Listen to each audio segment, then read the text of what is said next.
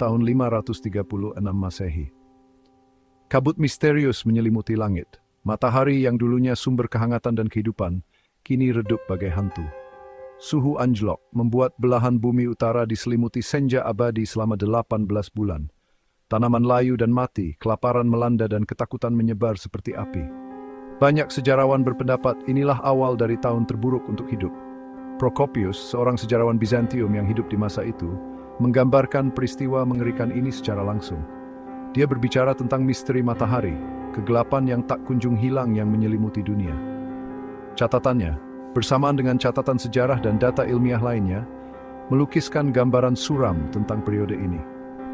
Dunia tampaknya berada di jurang kehancuran. Tapi benarkah tahun 536 Masehi adalah tahun terburuk dalam sejarah manusia? Penelitian terbaru menunjukkan perspektif yang lebih beragam.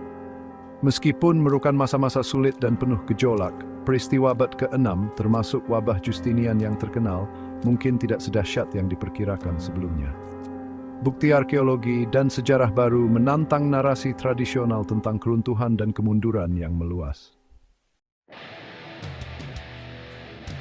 Biang keladi di balik kegelapan yang mengerikan pada tahun 536 Masehi adalah serangkaian letusan gunung berapi yang dahsyat.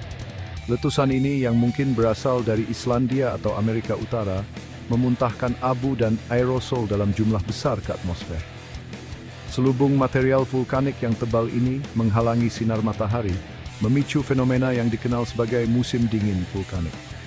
Dampak dari musim dingin vulkanik ini sangat besar dan luas. Suhu di Eropa dan Asia anjlok hingga 3 derajat Celcius, menyebabkan dekade terdingin dalam 2.300 tahun terakhir. Tanaman gagal panen, kelaparan menyebar, dan kerusuhan sosial meningkat. Musim dingin vulkanik tahun 536 Masehi memberikan peringatan keras tentang keterkaitan sistem bumi dan potensi bencana alam untuk mengganggu peradaban manusia. Konsekuensi lingkungan dari letusan ini bergema di seluruh ekosistem.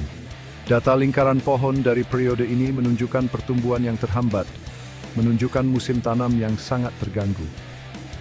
Catatan sejarah menggambarkan kelaparan yang meluas dan pergolakan sosial, menunjukkan dunia yang berjuang untuk mengatasi perubahan iklim yang tiba-tiba dan dramatis. Musim dingin vulkanik tahun 536 Masehi menjadi bukti mengerikan dari kekuatan alam dan kerapuhan masyarakat manusia dalam menghadapi peristiwa semacam itu.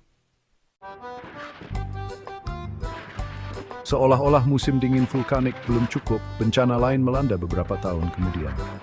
Pada tahun 541 Masehi, wabah pes yang sekarang dikenal sebagai wabah Justinian meletus di Kekaisaran Romawi Timur. Wabah itu yang disebarkan oleh kutu yang dibawa oleh tikus, menyebar ke Konstantinopel dan kota-kota besar lainnya, menewaskan jutaan orang.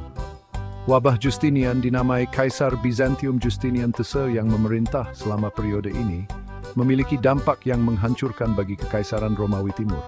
Ini melemahkan militer dan ekonomi kekaisaran, membuatnya lebih rentan terhadap ancaman eksternal. Wabah ini juga memiliki dampak sosial dan budaya yang besar, yang menyebabkan ketakutan yang meluas, semangat keagamaan, dan kerusuhan sosial. Terlepas dari dampaknya yang menghancurkan, wabah Justinian tidak menandai berakhirnya Kekaisaran Romawi.